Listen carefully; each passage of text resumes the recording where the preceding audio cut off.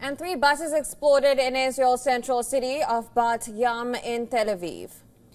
This is what the police have called a suspected terror attack. There were no injuries reported in the incidents. The buses were empty at the time of the explosions in the parking lots. Police said that they neutralized 2 other unexploded devices on buses nearby as bomb disposal units scanned for additional suspicious objects. A large number of police were deployed to search for suspects. Bus drivers countrywide had been asked to stop and inspect their vehicles for additional explosive devices. Central Israel's police commander said that the devices used to set off the blasts were similar to those found in Israeli-occupied West Bank.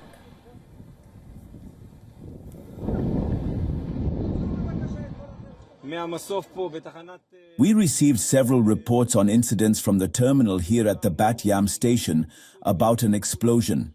When we arrived at the scene, we detected explosions in 2 buses. At the same time, we received reports of several additional incidents, with scenes both in the city of Holon and the city of Bat Yam. As of now, we have 5 scenes, 3 explosive devices that have detonated, and 2 that bomb disposal units are currently working on. Defense Minister Israel Katz accused Palestinian terrorist organizations of carrying out the blasts. Katz said that he'd ordered the military to step up its offensives across the occupied territory, particularly in refugee camps. While Prime Minister Benjamin Netanyahu was set to hold a security meeting, an official in the Prime Minister's office said that Netanyahu views the explosions as a very serious incident and will order decisive action against terror elements in the West Bank.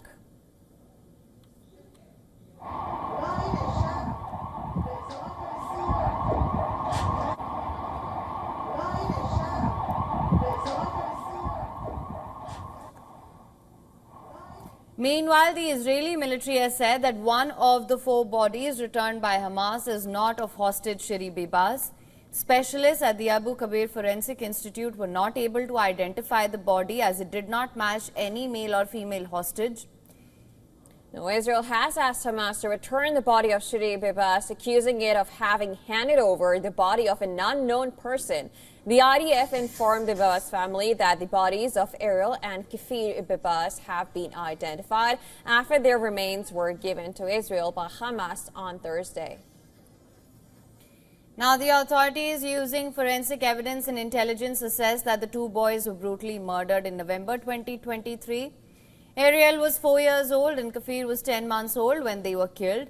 Hamas said an Israeli airstrike killed the Bibas family early in the war, but Israel has never confirmed this claim. Thousands of mourning Israelis observed a moment of silence in honor of 4 dead hostages returned by Hamas. A crowd gathered in the Tel Aviv's Hostages Square for a rally in solidarity with the families of the dead hostages. Prime Minister Benjamin Netanyahu denounced the group as monsters for staging a public handover of their bodies in Gaza. It was the first handover of bodies under the ceasefire in the Gaza Strip.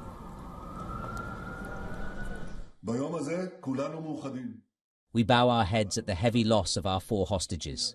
We all hurt in pain that is laced with rage. We all rage over the monsters of Hamas. The 4 coffins of our loved ones oblige us more than ever to promise, to vow, that what happened on October 7th will never happen again, ever. Our loved ones' blood is shouting at us from the soil and is obliging us to settle the score with the despicable murderers, and we will.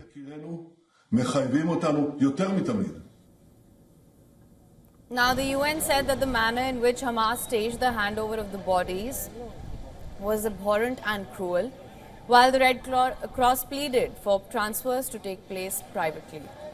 In another development, Israel said it struck crossings on the Lebanon-Syria border used by Hezbollah to smuggle weapons. According to a Syria war monitor, an unspecified number of people were wounded in the attack. The raids came after a convoy of smugglers' vehicles was observed headed from Syria towards Lebanon.